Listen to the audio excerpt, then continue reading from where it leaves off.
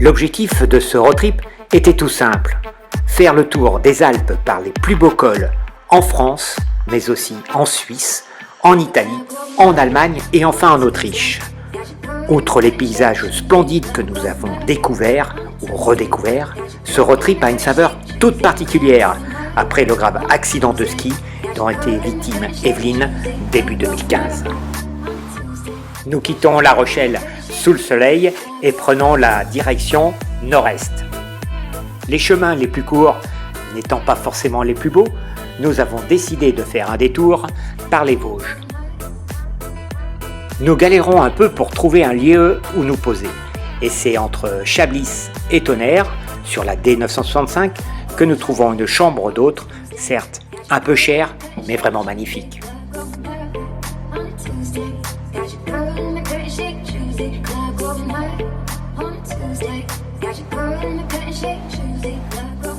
Deuxième jour, le soleil est toujours présent pour une étape assez courte pour rejoindre Münster où nous avons réservé notre chambre d'hôtel.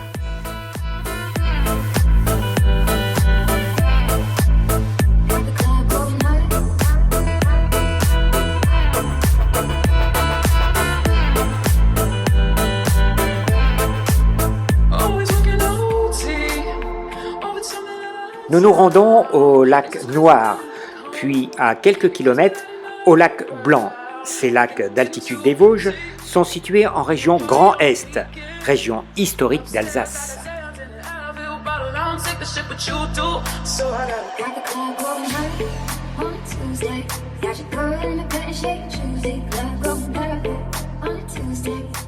Nous continuons de profiter des magnifiques paysages, mais aussi de la gastronomie locale.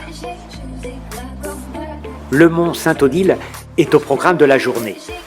Culminant à 764 mètres d'altitude, il est surmonté par l'abbaye de Haut-Hambourg, où l'on peut profiter, entre autres, d'un panorama extraordinaire sur la plaine d'Alsace.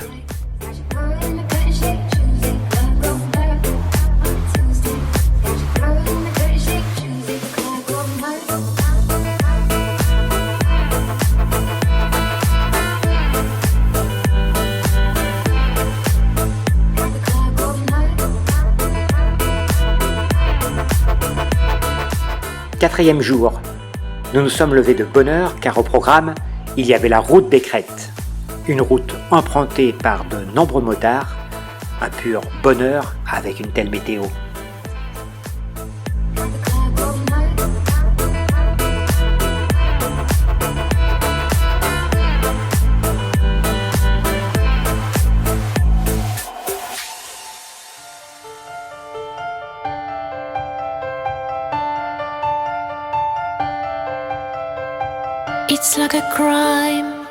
Nous faisons étape dans une chambre d'hôte à proximité de la frontière suisse. Les propriétaires, à qui nous faisons part de notre itinéraire, nous mettent en garde sur le montant des amendes en Suisse en cas d'excès de vitesse. Une information que nous aurions dû avoir bien en tête toute la durée de notre voyage. Le soleil continue de nous accompagner en Suisse. Après avoir contourné le lac de Neuchâtel et le lac de Morat, les choses sérieuses peuvent commencer.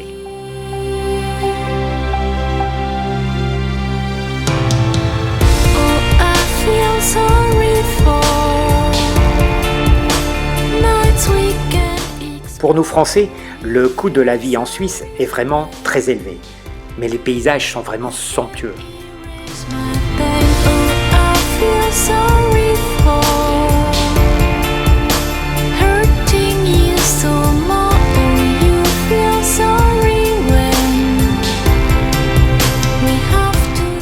Situé entre les cantons de Berne et du Valais, ce site naturel est inscrit au patrimoine mondial de l'UNESCO depuis 2001.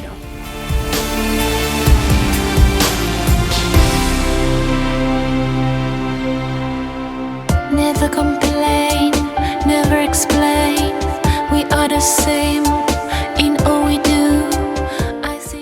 Nous passons bien sûr au col du Klausen. Son accès est réputé pour ses vues superbes, mais aussi pour sa dangerosité. La journée commence à s'achever et peu après Davos, au pied du col de la Fluela, nous nous arrêtons au Diamanos, Une auberge qui nous accueille dans un bâtiment datant de 1778. Proche du col du Stelvio, l'objectif est de partir tôt le matin afin de pouvoir l'attaquer de bonne heure. On se lâche un peu après cette magnifique journée de roulage et on se régale dans cette auberge authentique.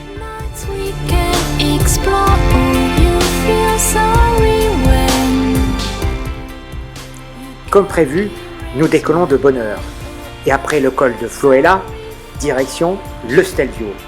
Mais grosse déception, ces accès sont tous fermés. Le samedi, le col est réservé aux cyclistes. Bon, il y a des choses plus graves. Il fait beau, les paysages sont magnifiques, changement de cap et on emprunte l'impressionnante route alpine de la Silvretta pour arriver au lac artificiel.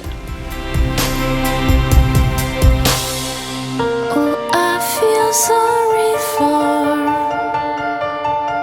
nights we can't explore. Oh, you feel sorry when you can't erase my pain. Oh, I feel sorry for... Nous continuons notre route jusqu'au petit village autrichien de Melo, où nous ferons étape à l'hôtel Creuse, hôtel 4 étoiles, profitant de l'excellent rapport qualité-prix de l'hôtellerie-restauration autrichienne.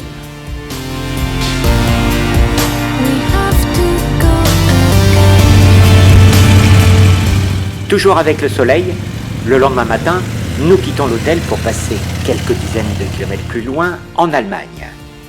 Nous avons au programme de la journée Garmisch-Partenkirchen, qui est début juillet la ville des BMW Motorrad Days.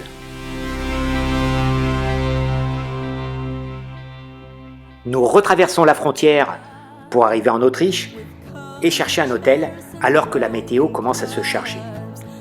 Arrivé au village de Seefield, nous choisissons un hôtel luxueux au prix tout doux, offrant de magnifiques prestations.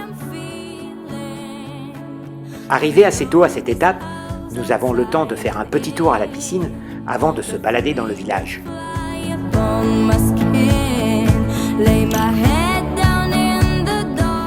Comme annoncé, la météo a bien changé en cette fin de soirée.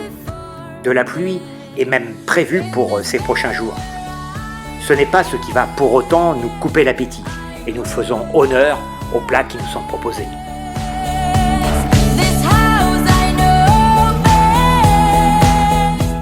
Second jour à Seefield.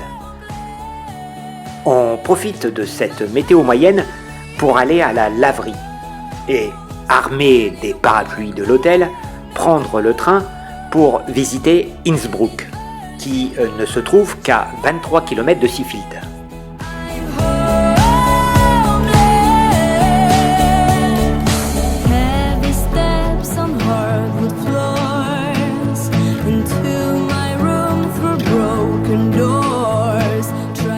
Même avec ce temps maussade, Innsbruck est une ville très agréable. Et si Evelyne a du mal à résister au choix de la boutique Swarovski, moi j'en ramène un souvenir ému de l'excellentissime Apple Strudel que j'y ai mangé.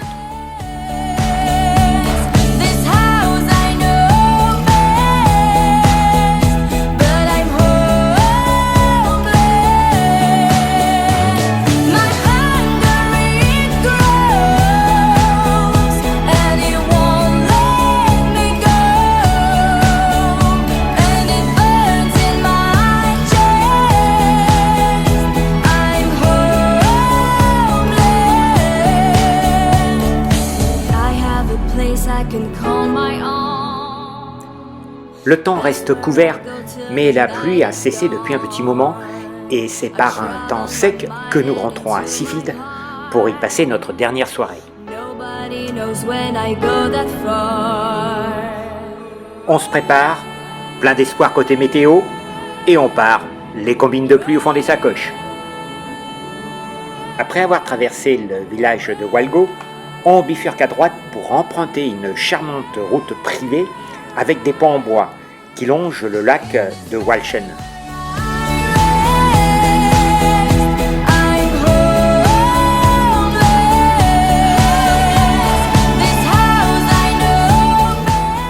Au fur et à mesure que nous avançons, le beau temps s'installe, contredisant avec bonheur les prévisions météo.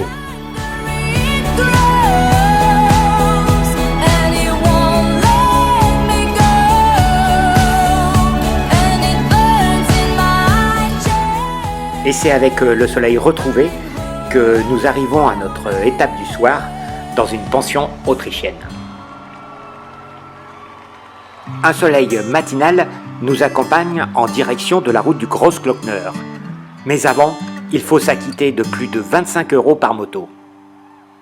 Un montant de péage élevé, mais une route magique qui permet de s'en mettre plein les yeux. Nous passons bien sûr par le Biker Point, où par le passé s'est déroulé des courses de moto où la sécurité des participants était aléatoire. Aujourd'hui, il est le passage obligé des motards, quelle que soit leur monture, et d'autres véhicules de collection.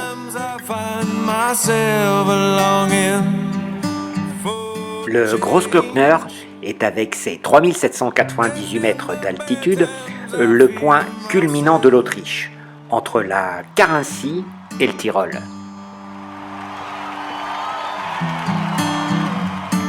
Nouvelle pause au pied du Großglockner où se trouve le Pasterze, qui est le plus long glacier des Alpes-Orientales.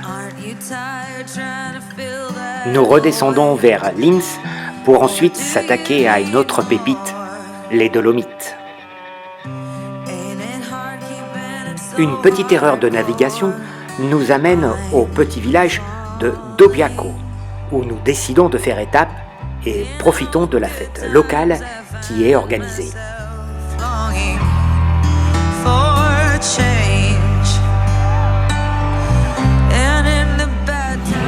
C'est bon? C'est quoi que tu manges? Libre. C'est bon, regarde.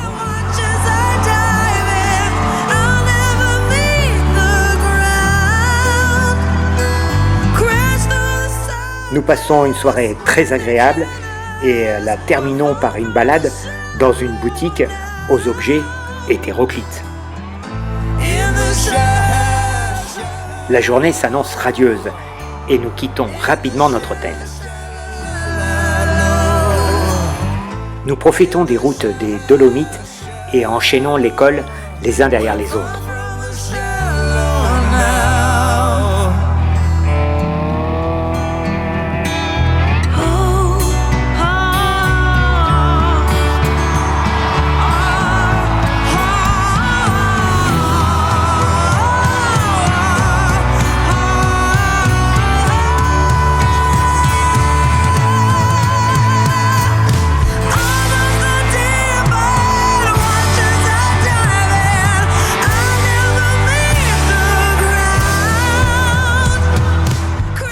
Alors que nous approchons de la frontière autrichienne, le temps devient incertain et la température descend fortement.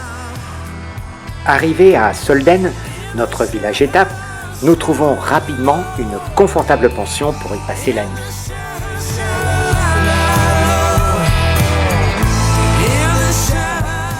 Encore une fois, nous ne traînons pas et quittons rapidement notre pension avec pour destination le col du Stelvio.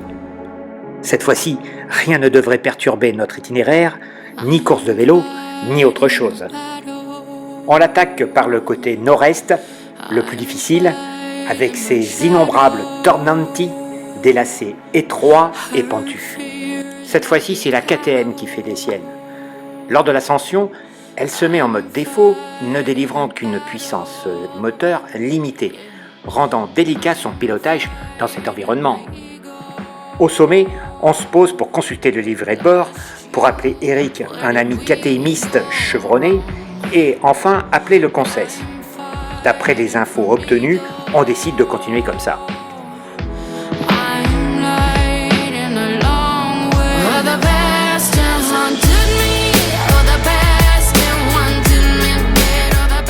Et nous repartons pour se faire le col du Gavia et la route très étroite pour rejoindre ensuite Ponte di Legno. Nous faisons étape ce soir dans une petite auberge à Tirano, en Italie, à proximité de la basilique de la Madone. I am winning the war now. grosse journée de roulage aujourd'hui, avec, pour mise en bouche, le col de Bernina. Nous enchaînons ensuite avec 2 cols, le col d'Albula et le Julier Pass.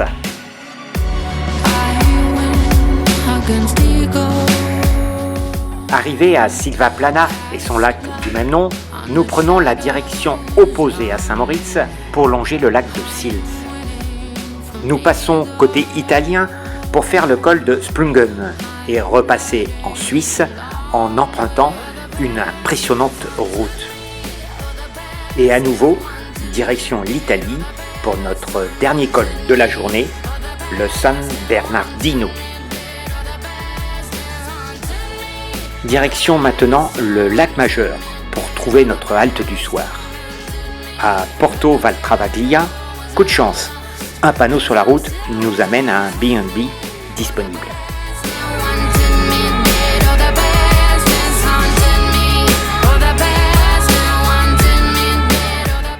La météo est incertaine ce matin pour parcourir les 10 km qui nous séparent de l'Aveno, où nous embarquons dans un ferry pour Intra, de l'autre côté du lac Majeur. Puis direction la Suisse pour se faire le col du Simplon. Et ensuite, la France. Last youth, where did we go wrong? I'm waiting for me I'm hiding alone. À quelques dizaines de mètres de la frontière suisse, on se fait une pause déjeuner avant de prendre la direction du Simplon.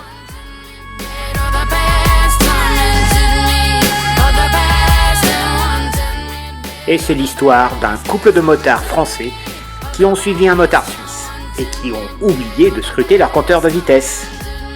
Pour la petite histoire, le motard suisse n'a pas été verbalisé.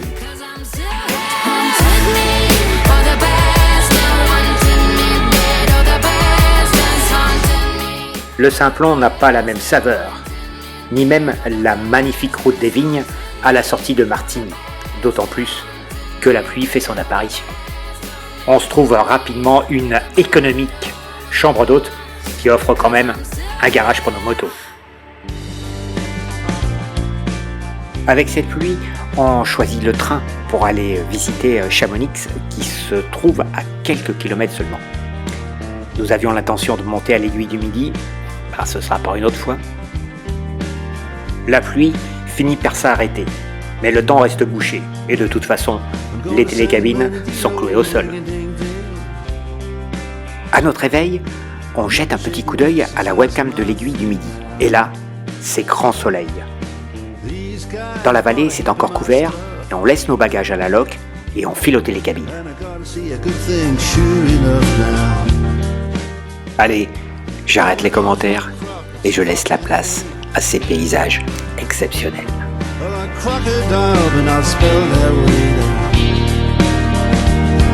It's doggy dog, ready rat. Croc style, boom like that. Folks line up all down the street. Now I'm seeing this girl divide her meat down. And then I get it wham, as clear as day. My pulse begins to hammer and I hear a voice say, Nous reprenons la route, direction le lac du Bourget, où nous allons retrouver mon pote Eric de Chartres, qui a pris quelques jours de congé, histoire de faire un bout de route avec nous.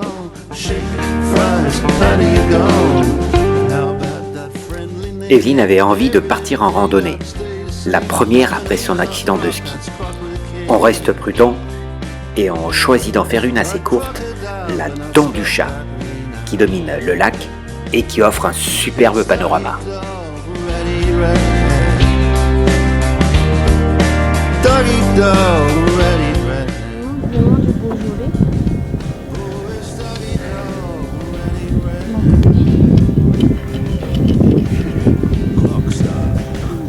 Avec le Mont Blanc là-bas, en fond, c'est assez quand même magnifique.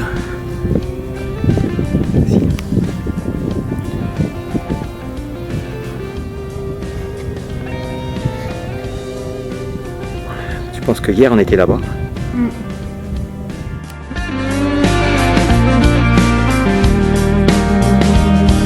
You gentlemen are to expect. Nous reprenons les motos et continuons la balade avec au programme la belle cité d'Annecy.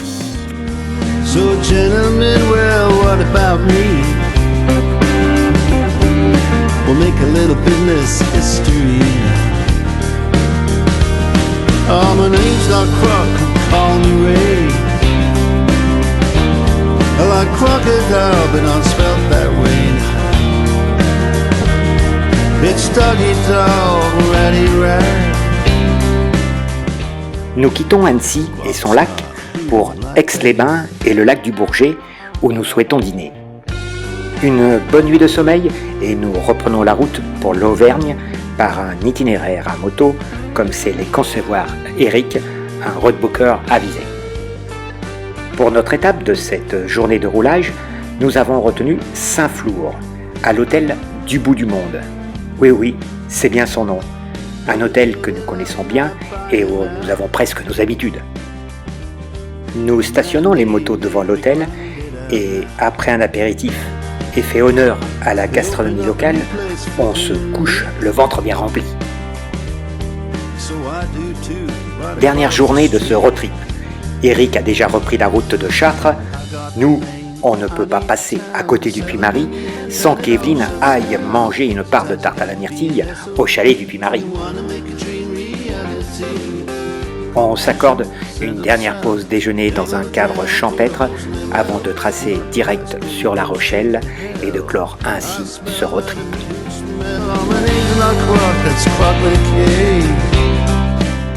Pour ceux qui ont été surpris des 1140 € d'amende, voici quelques explications. Nous circulions en direction du Simplon à très faible allure, coincés par des voitures qui se suivaient proches l'une de l'autre, rendant difficile les dépassements, sachant qu'en Suisse, les véhicules ne se servent pas pour laisser passer les motos. Un motard suisse en R1 nous rejoint, nous le laissons passer, et la route sinueuse se transforme pour quelques centaines de mètres en une 3 voies sécurisée pour dépassement dans notre sens. Naturellement, le motard suisse en profite pour doubler quelques voitures avant de freiner assez brutalement. Le suivant d'assez près, je me suis demandé pourquoi il n'en profitait pas pour continuer sa manœuvre. Un peu plus loin, un gendarme nous attendait. Bilan 110 km à l'heure pour moi au lieu de 80 et 900 € d'amende. Evelyne avait vu le radar au dernier moment et a eu le temps de piler et n'a écopé que de 240 € d'amende. Processus bien rodé, tarif plastifié pour les étrangers, terminal bancaire prêt à fonctionner. Et le motard suisse, je rappelle qu'il est reparti sans avoir été verbalisé.